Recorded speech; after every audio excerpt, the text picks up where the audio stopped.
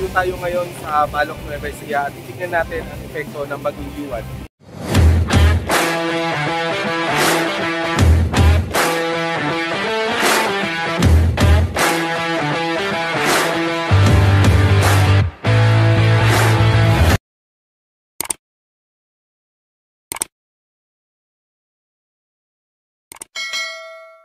Andito tayo ngayon sa Balok Nueva Ecija kung saan pupuntahan natin ang ibang lugar na apektado ng Bagyong Yuan. Ngayong November 10, 2025 sa oras na alas 7 ng umaga. At andito tayo ngayon sa Purok 7, Kabulihan dito sa Balok Nueva Ecija. Titignan natin kung ano ang mga apektadong lugar at magtatanong-tanong din tayo sa mga residente kung ano ang mga naranasan nila sa Bagyong Yuan. Kitang-kita na talaga ang epekto ng Bagyong Yuan. Dito pa lang sa kalsada na to at sa irigasyon na to, mapapansin mo na umapaw yung tubig dahil sa lakas ng ulan. Samantalang mga residente dito ay kanya-kanyang ayos na at kanya-kanyang linis sa kanilang mga bahay. Sa mga oras na ito ay wala ng ulan, subalit ang hangin ay bumubugso pa rin at sobrang lakas pa rin dahil nasa signal number 3 pa ang naturang probinsya. Ilan sa mga palayan dito ay tulad ng tinuturo ko na yan ay binaha talaga at itong irigasyon na to ay posibleng umapaw kagabi. At sa dulong bahagi ng irigasyon na ito ay nabutas na at pumasok na ito sa mga palayan tulad ng nakikita nyo.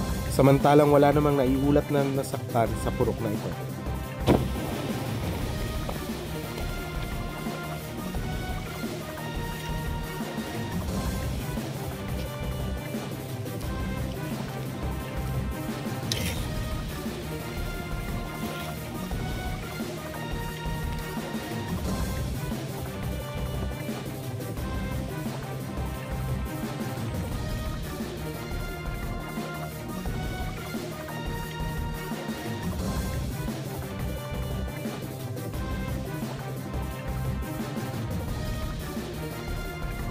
Sa sobrang lakas ng hangin ay natumba na ang mangga na ito dito sa irigasyon. Dito yan matatagpuan sa Purok 7 papasok dito sa Kabulihan.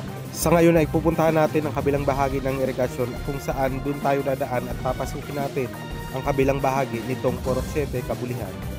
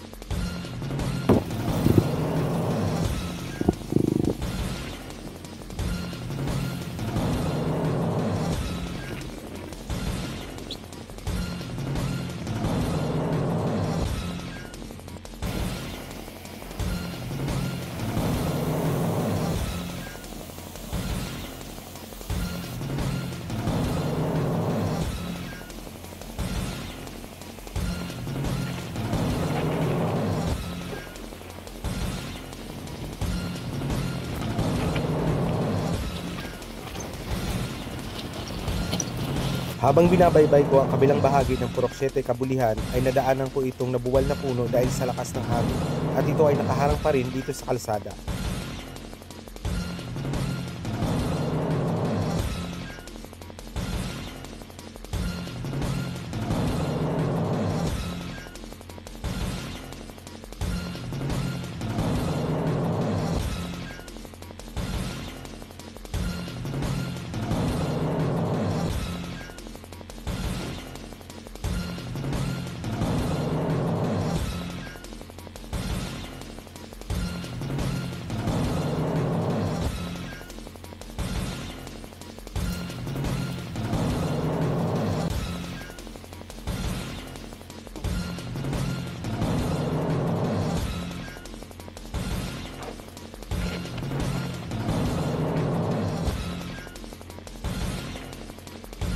Andito tayo ngayon sa bahay ng isang residente dito na nabuwal ang kanilang kubo dito sa Akasyahan.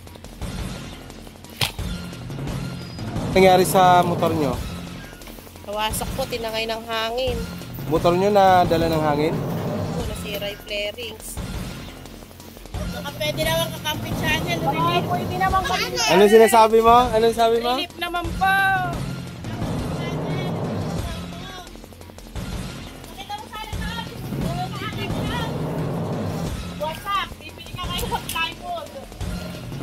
Yung ginagawa ng meron dyan, magtanggal ako daw. Oh, tingnan mo oh. Marami talagang napinsala ng bagyong Yuan, tulad lang itong kalsada na to na marami pang kalat dahil sa bagyo. Lalong-lalo na yung mga agrikultura dito tulad ng palay at lalong-lalo na yung mga sibuyas dahil kakatubo pa lang ng mga punla. Kaya naman kanya-kanyang ayos ng mga residente dito tulad ng pagtatakip nitong mga plastic para lang maisalba ang punla ng sibuyas.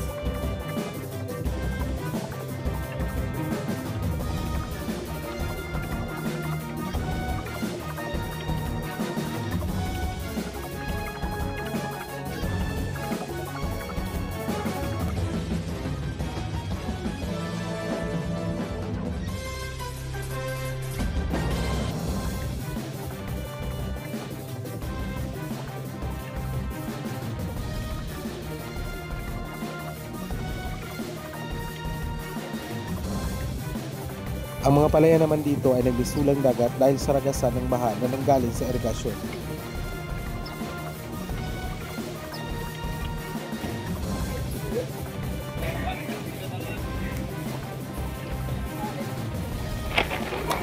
Mga anong oras yung naramdaman yung bagyo? Nanay. 9, malakas na siya. Oo, hanggang 11, 12. Ano ba yung mga nasira dito sa bahay mo? Ito, piteres ko, wasak lahat. Hanggang sa may kusina. Talaga yung hangin, sobrang lakas. Talagang hawak-hawak ko si Poon ng Fatima, talagang pinagdadasal ko na talagang huminto na ang hangin. Grabe ang lakas niya. Pati mga pananim ay di rin nakaligtas tulad ng mga papaya nito na niragasan ng hangin.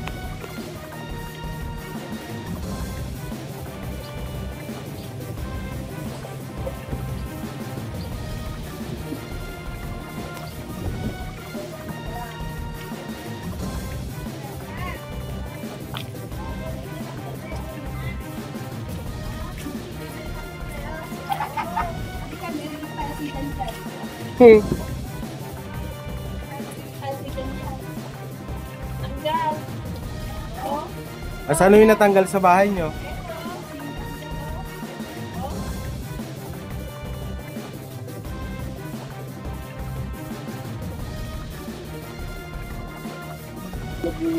Mga anong oras so lumakas yung hangin dito?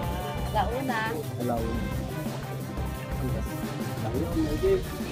Alas 10 pa yan.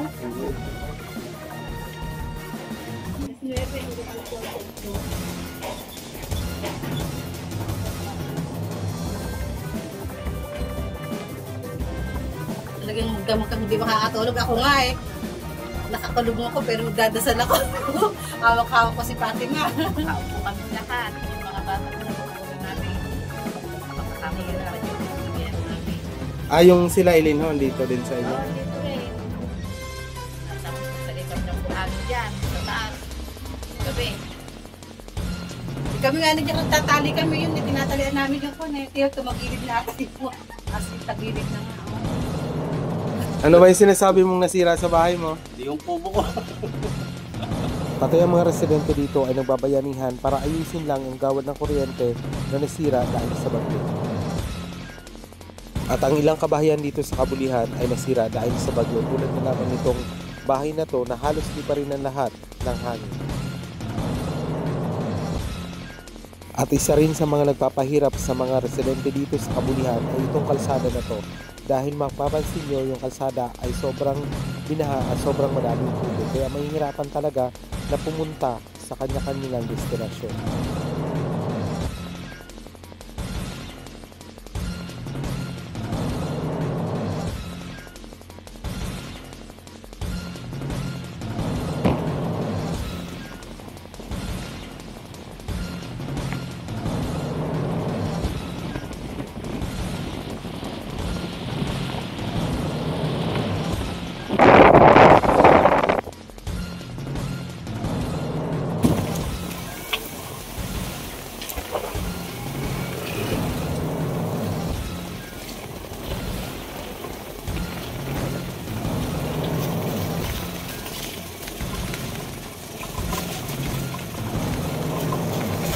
At ang iba namang kabahayan dito sa Purok 7 Kabulihan ay nilubog talaga ng baha.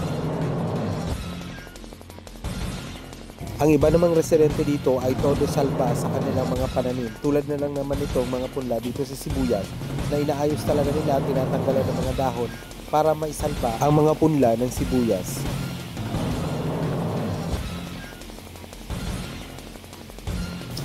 Mga anong oras niyo naramdaman yung lakas ng gabi?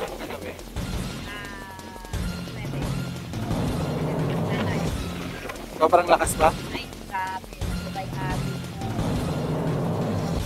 Ngayon, anong ginagawa mo dyan ngayon? Nabutulong ko lang sa sibuyas para kayo. Pinahana. Wala na. Limas.